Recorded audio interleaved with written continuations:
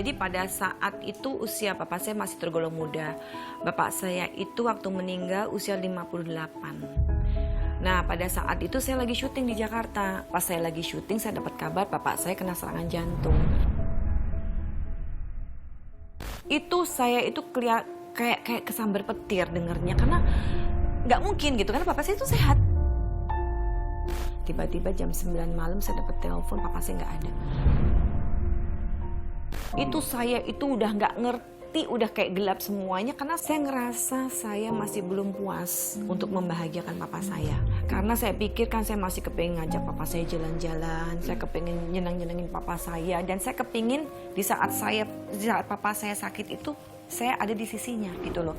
Dan saya pengen merawat gitu, tapi itu tidak ada kesempatan seperti itu. Akhirnya saya baru bisa berangkat besok paginya jam 6 pagi, pesawat paling pertama, ya udah jenazah. Udah dingin papa saya, di situ saya udah nggak bisa, udah rasanya mau pingsan dah. Nggak ngerti, harapan saya itu udah pupus semuanya lah. Jadi sekarang saya masih ada mama kan. Jadi saya selalu eman-eman nih gitu. Karena kan saya udah ada pengalaman papa seperti itu, saya nggak mau kecolongan lagi. Yang saya lihat pada saat itu ada sisi yang, wah kenapa ya begini, kenapa kemarin nggak gini, kenapa, itu saya lihat ada situasi itu tuh. Saya itu waktu papa saya meninggal saya belum mau terima ya. Saya selalu bilang andekan gitu loh. Andekan saya kesana lebih cepat. Andekan itu nggak dikasih obat itu. Sampai satu nelfon dokternya. Dok, kenapa papa saya itu dikasih obat itu katanya. Karena obat itu justru memicu dia semakin parah gitu. Sampai gitu terus. Tapi sebenarnya yang saya lakukan tuh saya tahu bahwa itu tidak akan mengembalikan papa saya bisa hidup kembali gitu kan. Cuman itu nyeselnya itu bertahun-tahun. Saya ada 3 tahun. Soalnya papa itu waktu meninggal itu seminggunya ada di sini, ada di Jakarta. Papa saya kan habis pulang dari haji, dia ada di sini dong gitu. Jadi masih bercanda-bercanda sama saya, dan masih yang saya bercandain karena mama saya ditinggal di Jakarta. Udah kamu sama dia aja deh, aku pulang gitu. Dia bawa kopernya itu di eret sama dia. Terus sampai saya bohongin gini, Pak nanti dulu berangkatnya. Papa saya itu kan berani naik pesawat karena mungkin dia tahu bahwa dia itu kan ada jantung mungkin ya, tapi dia nggak ngomong-ngomong, dia nggak pernah ngomong-ngomong karena dia udah tahu kan sebenarnya medical check up-nya nggak bagus. Terus sampai supir saya lama-lama ini, kamu jangan sekarang ya, biar papa tuh ketinggalan keretanya balik lagi gitu loh, sampai gitu. Papa saya ngomong gitu, nggak usah dianterin supir kamu, saya bisa naik taksi kayak gitu. Jadi papa saya itu juga udah kerjaan di Solo gitu. Itu saya tuh terakhir tuh inget banget di sini papa saya. Nah itu pertemuan terakhir saya sama papa saya. Makanya saya selalu ngasih nasihat teman-teman saya yang masih punya orang tua. Saya bilang, tolong tuh bapak kamu masih tungguin bapak kamu bahagia banget, bapak kamu masih bisa nemenin kamu momen-momen apa aku udah nggak bisa lagi. Yang paling diingat oleh seorang dia dari seorang ayahanda. Kalau papa saya itu, ngelihat saya itu kan dulu gini, kok rumah kamu ini sepi banget sih. Kamu sampai kapan cuma punya anak satu gitu. Terus saya bilang, saya tuh punya anak satu juga udah keteteran. Karena kan saya waktu itu masih berkarir banget gitu kan. Saya umur anak saya 4 bulan aja saya udah balik syuting lagi. Saya bilang, aduh males banget punya anak lagi gitu. Tapi papa tuh selalu bilang, anak cuma satu, itu ngomongnya gak cuma sekali. Anak tuh juga jangan cuma satu loh. Nanti tuh kamu nyesel gitu pokoknya. Ya akhirnya begitu papa saya meninggal, amanah papa saya punya anak sama, makanya bedanya 8 tahun anak saya pertama sama yang kedua gitu. Karena itu karena papa. Makanya anak saya nomor 2 tuh pelek papa saya, mukanya tuh item-itemnya apa segala macam. Yang lainnya ya papa saya selalu pesan bahwa jangan pernah lupa sholat, jangan menggampangkan gitu loh, jangan melewatkan. Papa saya selalu gitu. Pada saat itu kalau misalnya hubungan dengan yang kaitannya dengan laki-laki, berarti kan memang sangat ketat. Iya. Nah, sampai pada satu titik akhirnya bisa diterima sosok sekarang yang boleh dibilang suaminya Mbak Dia ini, itu kan juga... Nah, ini dia. Saya juga nggak tahu kenapa. Karena tanpa restu orang tua, saya juga tidak akan mau melanjutkan, ya kan? Jadi semua itu atas restu orang tua. Saya nggak tahu kenapa, alasannya apa. Papa saya itu begitu saya kenalkan dengan calon suami saya yang sekarang jadi suami saya, itu tidak ada masalah sama sekali. Yang sebelum-sebelumnya itu papa saya itu nggak suka. Pokoknya yang ini tuh papa saya tuh kayak yang percaya bahwa kamu akan membahagiakan anak saya kelak. Tiba-tiba orang tuanya suami saya yang dulu pacar saya, dia bilang gini, aku bisa kenal sama papa mama. Aku bingung ngapain, aku belum mau dilamar kan. Terus aku bilang sama si pacar saya, kita kan belum mau kawin gitu. Enggak, ibu sama bapakku mau ketemu aja sama papamu katanya. Akhirnya ke Solo, aku temenin mereka semua. Ya cuma kenalan bahwa iya ini dia sama Anton, mereka berteman dekat gitu-gitu. Oh, aku lega. Papa saya langsung seneng. Papa saya malah titip ya kalau misalkan di Jakarta jagain anak saya. Lucu kan gitu. Saya juga bingung kok nitip gitu. Tapi menurut saya itu lebih ke insting seorang ayah sih sebetulnya. Kadang memang insting itu kan tidak bisa dimiliki seorang kepada orang lain, tapi kalau seorang ayah kepada anaknya itu jelas dia punya insting yang kuat.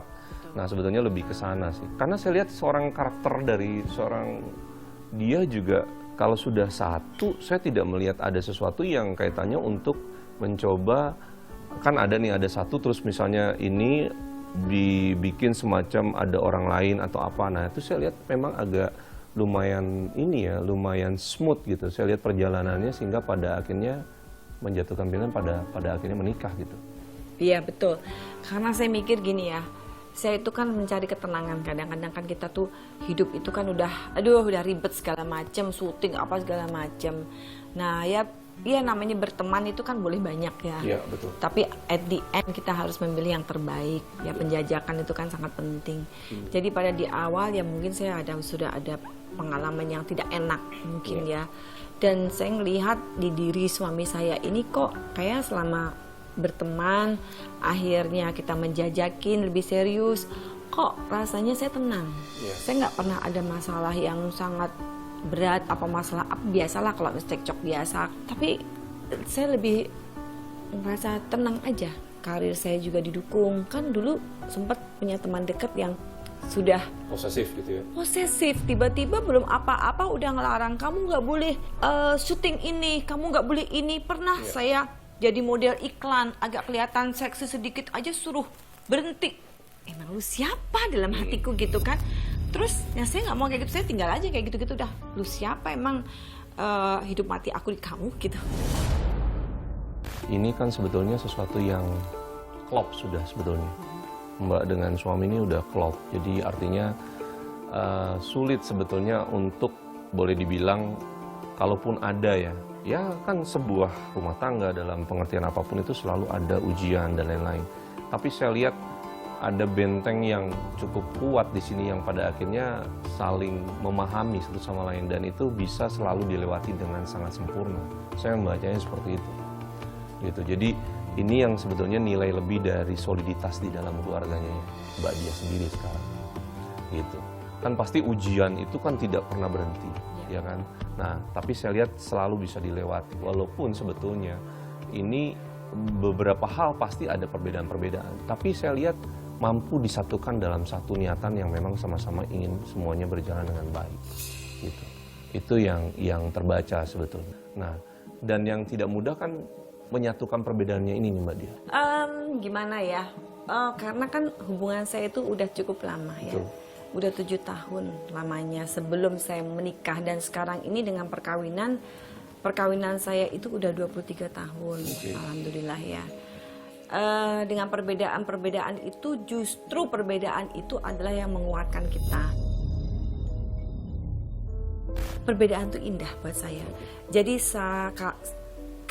kami berdua itu saling mengisi dan saling toleransi. Dulu saya orangnya sebelum saya bertemu dengan suami saya ini mungkin saya orangnya lebih egois, lebih tidak pernah menghargai perbedaan orang. Menurut saya kepercayaan saya mungkin lebih merasa benar gitu. Merasa benar gitu. Tapi dengan adanya perbedaan saya banyak belajar. Dan akhirnya perbedaan inilah yang membuat kami itu menjadi kokoh justru gitu. Jadi ada benarnya bahwa akhirnya memang cinta itu disatukan karena perbedaan itu sendiri. Iya, saya membacanya gini, karena dia ini tipikal yang boleh dibilang apa adanya, dia membutuhkan sosok yang bisa memberikan sisi mature atau kedewasaan sehingga dia bisa ngomong dan bisa diajak bicara dengan baik. Nah, saya melihat sosok suaminya cukup mampu untuk memberikan hal-hal tersebut kepada seorang Diah Permatasari. Mudah-mudahan percakapan hari ini kita bisa banyak belajar dari seorang Diah bahwa tentang bagaimana sesuatu yang berjalan atas dasar restu orang tua, kemudian rasa syukur yang terus dilakukan secara konsisten dan ikhtiar juga tidak ditinggalkan, itu bisa menuju sebuah kesuksesan yang luar biasa. Jadi terima kasih, mudah-mudahan ini jadi pelajaran buat saya, buat Mbak Diah juga, dan para pemirsa yang menyaksikan acara ini. Obrolan dengan Mas Ferry tadi benar-benar masuk ke nalar semuanya.